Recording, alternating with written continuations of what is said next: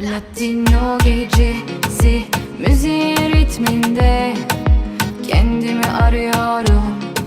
Bonjour à tous, soyez les bienvenus de nouveau sur la chaîne Caracar pour un nouvel épisode, un nouveau sujet et une nouvelle invitée. On vous remercie encore d'être là avec nous. Merci de partager, de liker et surtout, n'hésitez pas à vous abonner et à activer la cloche pour ne louper aucun de nos épisodes. Bonjour Jansora. Bonjour. Merci d'avoir accepté notre invitation. Merci à vous. Et aujourd'hui, on te reçoit en tant qu'artiste, autrice, compositrice et interprète, principalement turque, mais qui peut chanter en espagnol, anglais et français. C'est bien ça.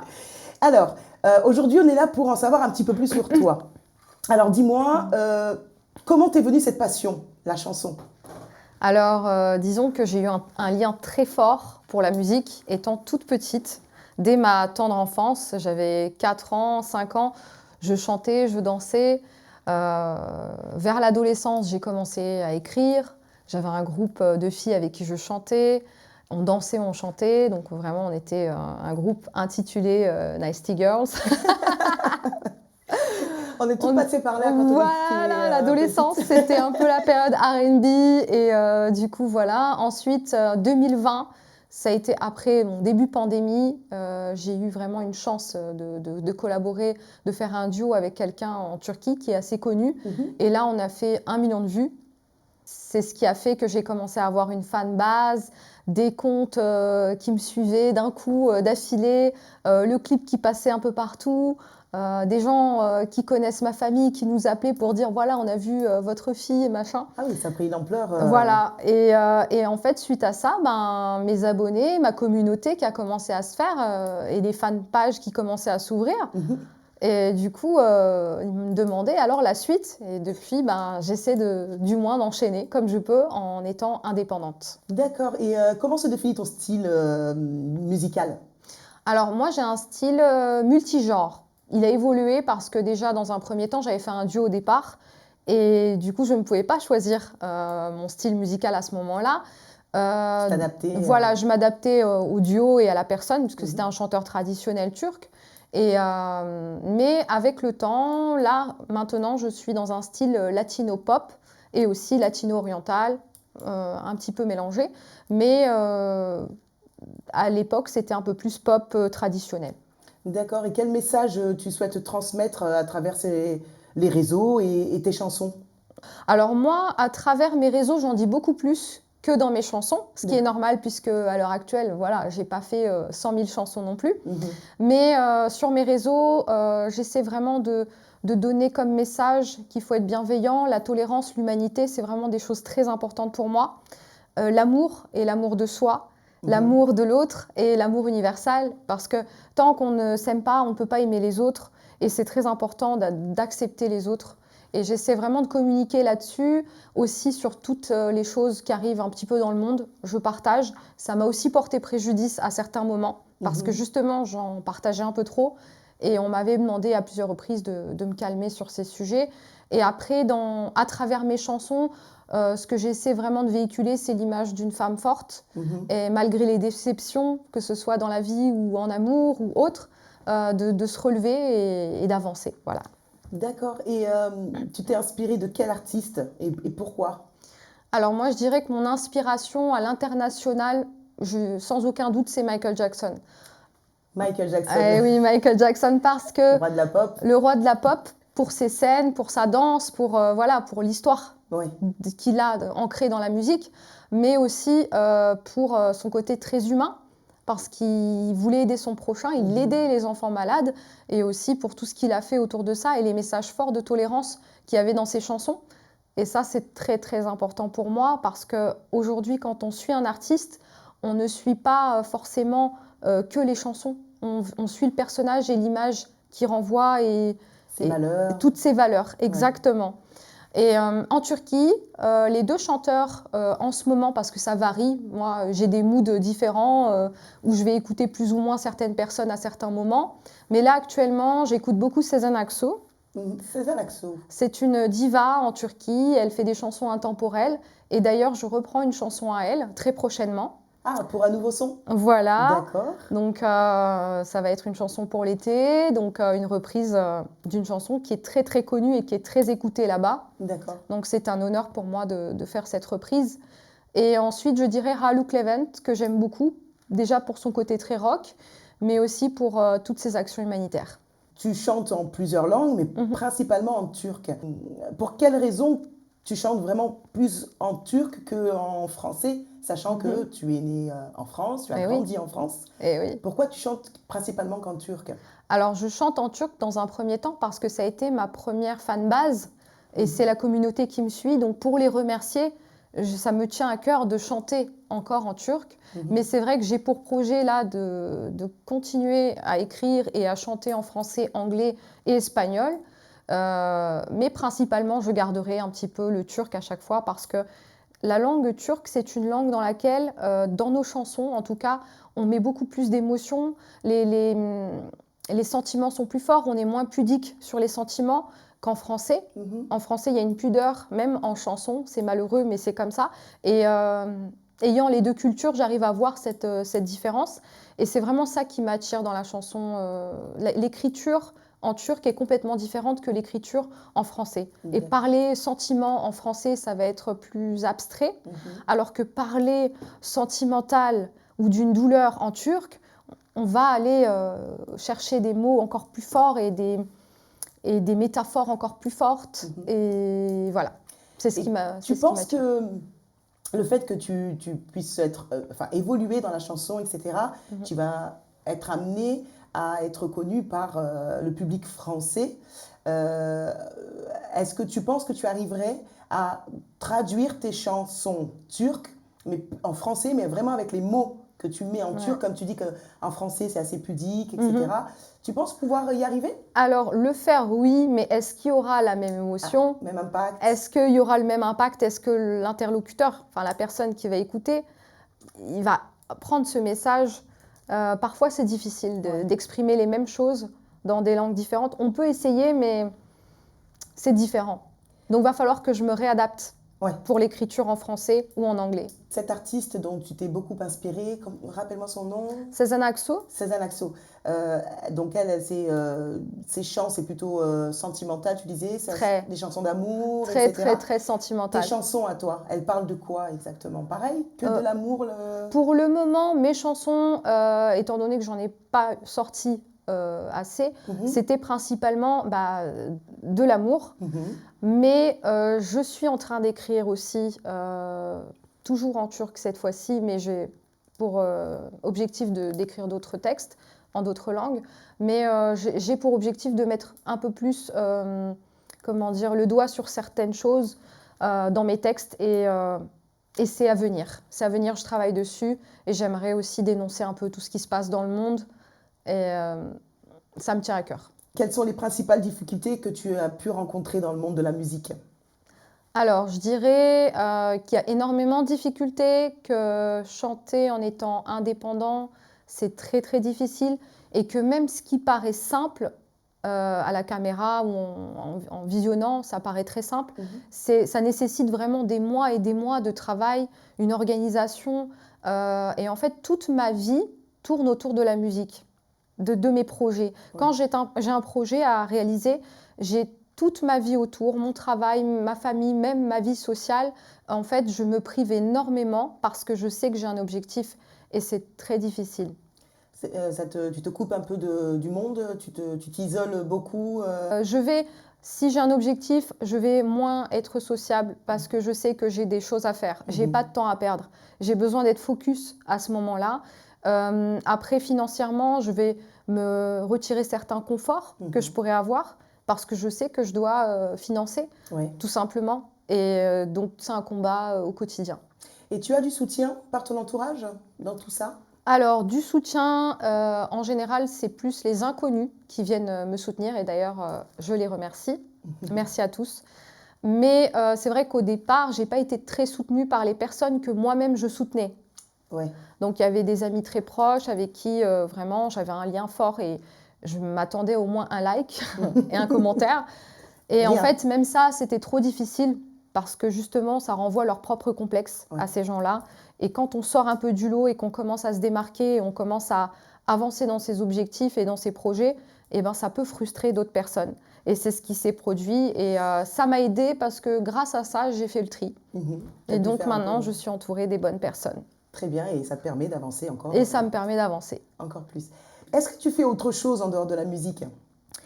Alors, comme je l'ai dit tout à l'heure, oui. Et malheureusement, je ne vis pas pleinement de ma musique à l'heure actuelle, mais je travaille justement aujourd'hui pour pouvoir, dans 1 an, grand maximum, vivre que de ma musique. C'est-à-dire vivre que de la scène, vivre, voilà, c'est le but vraiment à l'heure actuelle de ma vie. À moyen terme, je dirais, j'ai vraiment envie de vivre que de la musique, c'est-à-dire de faire des scènes, écrire, aller en studio, me produire. Je ne demande pas à être une méga star, mais voilà. Et c'est pourquoi là, actuellement, oui, je travaille, j'ai d'autres emplois aussi en parallèle, parce que il faut bien il faut avancer et étant seule dans mes projets. Mais c'est une fierté d'être seule aussi. C'est bien, et de pouvoir combattre toutes les difficultés. C'est ça. Qui est Jansova quand elle ne chante pas? Qu'est-ce qu'elle fait?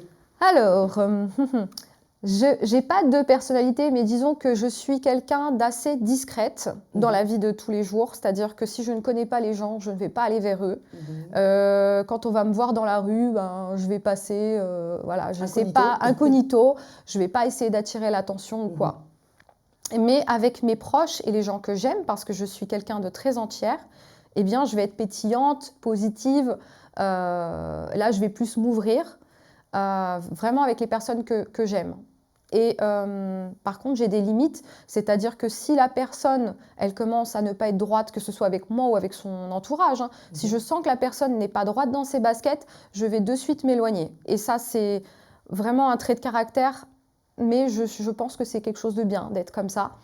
Donc, c'est où tu es quelqu'un de bien, je suis avec toi, on est amis ou on est des gens de la même famille, ou bien je sens que cette personne n'est pas droite et hop, je m'en éloigne. Ensuite, pour me ressourcer, j'aime aller au bord de mer, j'adore la nature. Et pour finir, faire de bonnes actions, aider mon prochain, c'est vraiment des choses qui me tiennent à cœur. Et je pense que si demain, on m'enlève la musique, je me tournerai vers l'humanitaire. Vers l'humanitaire, c'est très bien ça. Eh oui. Et quels ont été les moments où tu as été vraiment le plus fière? Alors, tout au long de ta vie, depuis toute jeune. Tout au long de ma vie, mais moi je vais dire vraiment l'année 2024. Ça a été difficile. J'ai eu des problèmes aussi, comme tout le monde. Mais j'ai quand même eu des moments, entre guillemets, de gloire, mais personnels à ce moment-là, où vraiment c'était tout mon combat pour la musique. Eh bien, en fait, il portait enfin ses fruits. Et j'avais, pour moi, en tout cas, c'est de la réussite, parce que réussir, c'est pas forcément être une star. Parce qu'on peut faire des choses très très bêtes et ridicules et être très connu. Mais moi, ce que je veux faire, c'est quelque chose qui me représente, à mon image, de qualité. Et j'ai été fière à plusieurs reprises cette année 2024. J'ai été fière surtout quand on a terminé le projet, déjà chanson plus clip par rapport à Guedjeleriak avec Ja Oliveira. Et donc là, c'est l'un de tes derniers clips. Mon dernier clip Guedjeleriak, ma dernière chanson. Et là, vraiment, j'ai été fière quand j'ai vu le résultat. Avec un acharnement, j'ai fait beaucoup de choses pour réaliser, pour vraiment faire ce clip. Et d'ailleurs, j'espère que vous allez visionner au passage. Et, on le mettra sur les barres de lien. Voilà, n'oubliez pas de liker surtout, c'est important. Et du coup, là, j'ai vraiment été très fière, mais j'ai été fière aussi pour Dolunay, mon clip précédent, ma chanson précédente. C'était vraiment l'univers dans lequel je voulais aller. Et j'ai rencontré les bonnes personnes avec qui j'ai collaboré, donc Ja Oliveira, qui a été le réalisateur du clip. Et c'était fantastique, mais la chose la plus énorme qui a vraiment, j'en avais eu les larmes aux yeux, c'est quand j'ai vu mon clip passer sur les chaînes de musique. Et là, j'ai dit, mais waouh, c'est toute ma vie, j'en ai rêvé, de voir mon clip sur des chaînes de musique sur lesquelles moi-même, je visionnais les clips d'artistes. Et j'ai vu mon clip passer. En plus, j'ai un ami qui travaille dans la communication en Turquie qui m'a dit, écoute, Jansova, dans 30 minutes, tu passes. Et là, quand j'ai vu le clip, l'émotion. Et en fait, on a un côté, c'est qu'on est très fiers dans la musique, mais on est très seul. C'est-à-dire qu'à ce moment-là, je suis heureuse, mais waouh, j'ai fait tout ça, waouh, je passe à la télé, le clip est à la télé, les gens vont me voir. Et le côté qui fait un petit pincement, c'est qu'on le vit, mais on le vit seul. Donc, il faut vraiment avoir les épaules solides. Quand tu dis on le vit seul, que veux-tu dire par là? Quand tu as eu cette Au nouvelle moment où j'ai eu la nouvelle, bon, après, j'ai partagé à mes abonnés. Voilà. De toute façon, j'ai fait une vidéo directement. Coucou, je suis là. Le clip est en train de passer et tout. Et en fait, à ce moment-là, je suis dans une solitude. Mais c'est quand même incroyable parce que je suis fière de moi.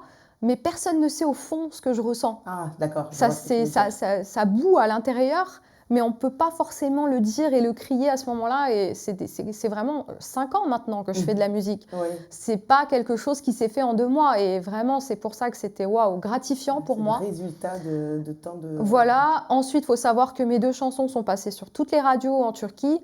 Et ça, pour moi, un artiste, il ne fait pas de la musique pour lui, il fait de la musique pour que ce soit écouté. Donc, Bien sûr. de voir que mes chansons passent dans toutes les radios, c'était encore waouh. Ça a été une de mes fiertés. Et récemment, j'ai reçu un prix en Turquie, oui, pour ma chanson Gece Delyak, justement, Brûle les nuits en français. Et voilà, c'était fantastique. Et ce prix, tu l'as reçu en Turquie? En Turquie. Tu es allée le chercher, ce prix? Je suis allée le chercher à Istanbul. Et voilà, c'était énorme. C'était énorme. Ah bah super, franchement, je te félicite. Merci. Vraiment un parcours grandiose.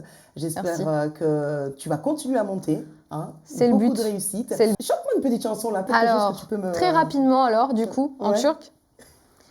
Yanarım, yanarım, ne yapsam yanarım, ah gecelerin hesabını kimlere sorarım, yanarım, yanarım, ne yapsam yanarım, ah gecelerin hesabını kimlere sorarım.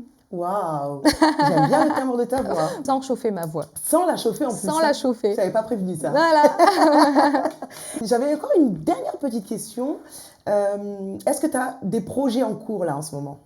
Alors, projet en cours, j'ai parlé de Sezen Aksu tout à l'heure. Donc, la chanson de Sezen Aksu, une chanson qui est un peu plus joyeuse, parce qu'elle a fait vraiment beaucoup de chansons tristes. Et donc une chanson, mais je ne dirai pas laquelle, qui va arriver, je croise les doigts pour cet été. On croise en tous les doigts avec toi. Parce que je suis artiste indépendante, donc beaucoup de travail, encore une fois. Et mis à part celle-là, j'ai une chanson. En fait, je pense être la seule en Turquie à faire de la kizomba. Ah, tu vas mettre de la kizomba. Voilà, parce que j'adore tout ce qui est latino. Ouais. Et du tu coup, as chanté en espagnol ou... Alors, je voulais d'ailleurs pour cette chanson rajouter de l'espagnol, mais finalement, je veux pas trop. J'aimerais que les Turcs comprennent un peu mon univers. Et même si là actuellement il y a beaucoup de danseurs kizomba en Turquie, beaucoup de danseurs latinos, j'aimerais vraiment qu'ils gardent cette chanson en turc, l'unique peut-être. Je pense être la seule à créer une chanson kizomba lente en turc. Bah, tu vas lancer le truc. Je vais lancer le truc. Je veux être reconnue pour la chanteuse latino turque. Voilà. Pourquoi pas? C'est le but. Tu prévois le clip avec aussi? Alors, j'ai de la chance parce que j'ai des contacts qui dansent très très bien. Et après, moi, personnellement, je ne danse pas. Mais je pense que je vais mettre en valeur les danseurs. Eh bien, écoute, Jansova, je te remercie énormément d'avoir répondu à mes questions. Sur quelle plateforme tu es, etc., pour qu'on puisse aller écouter tes chansons. Sur Instagram, c'est Jansova. Jansova, _off, _. Sur YouTube, c'est Jansova, official.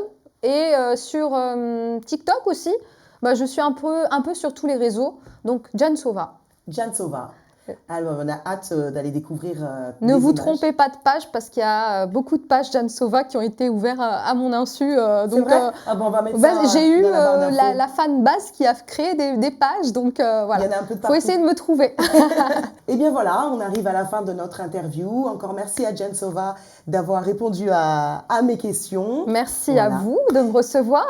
Et toi qui es derrière la caméra, J'espère que cet épisode t'a plu et que tu vas continuer à nous suivre.